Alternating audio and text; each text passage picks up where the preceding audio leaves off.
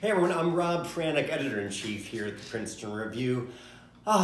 Friends, over the lead up to the 2020 AP exams, we spent a lot of time together talking about the shortened AP exams themselves, the FRQ, free response question format, and the very unusual at-home AP exam administration. We even talked about how to be strategic about sending your AP exam scores. If you haven't watched that video already, do it. It's a good one.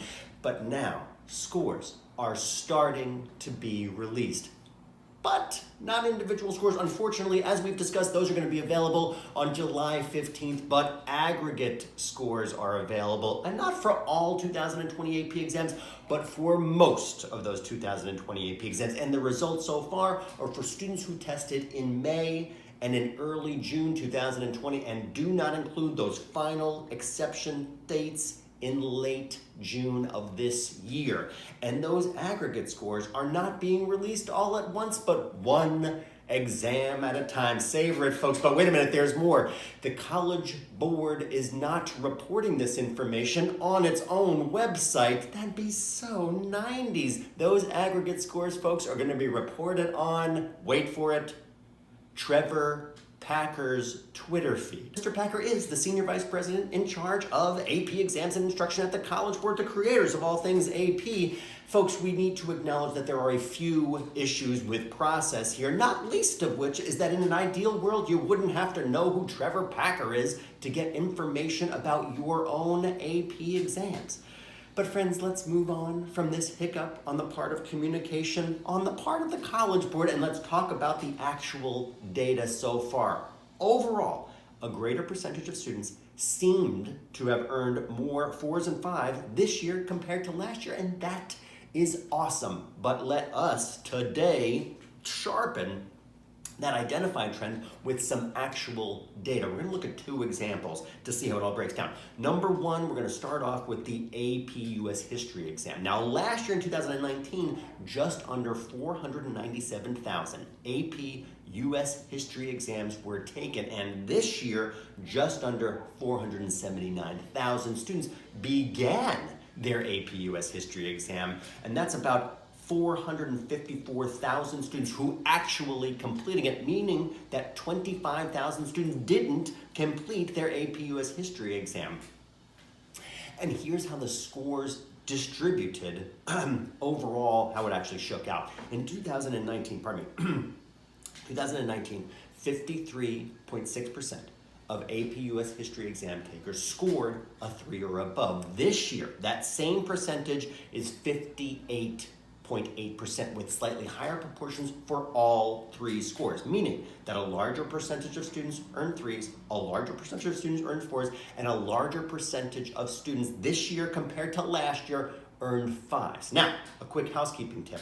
We're presuming that the percentages for this year are for exams that were completed. Otherwise, we'd expect to see higher proportions of 1s and 2s, given that there were 5% of test takers who didn't complete their AP US History exam. Okay, that's example one. But let's look at one more. This one, AP English Literature and Composition, big favorite of ours at the Princeton Review. Last year, 380,000 exams were taken, and this year, just over 339,000 students began that AP exam, with just over 323,000 students who actually completed it. So again, that's about a 95% completion rate. And again, the percentage of students earning 3s, 4s, and 5s were all up, but in this case, cumulatively, more than 10%.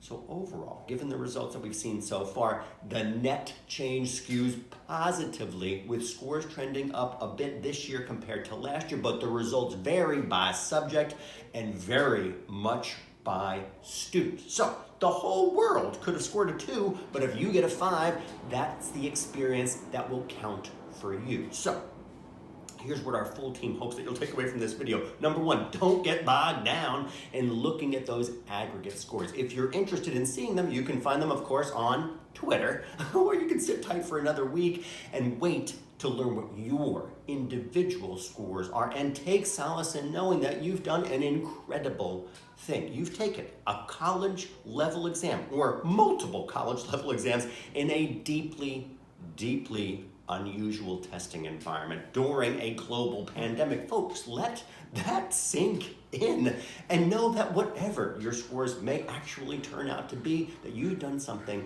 that no one before this year could ever have made claim to. Know too that your resilience will serve you better than any exam score. And you've all shown that resilience over and over throughout this spring semester. Now, if you're an odds playing person, a lot of data seem to suggest that many of you have already earned a superlative score on your AP exams. Well done, folks. Pat yourselves on the back. And friends, please know that we'll be back with you right here to cover any and all developments in the world of education, exams, admission, and a whole lot more. Be sure to subscribe to our channel for the latest updates. If you have a question that you'd like us to address here, please leave it in the comment section and we will do our level best to do just that. Again, folks, Rob Franek, Editor-in-Chief, back with you real soon. Take care.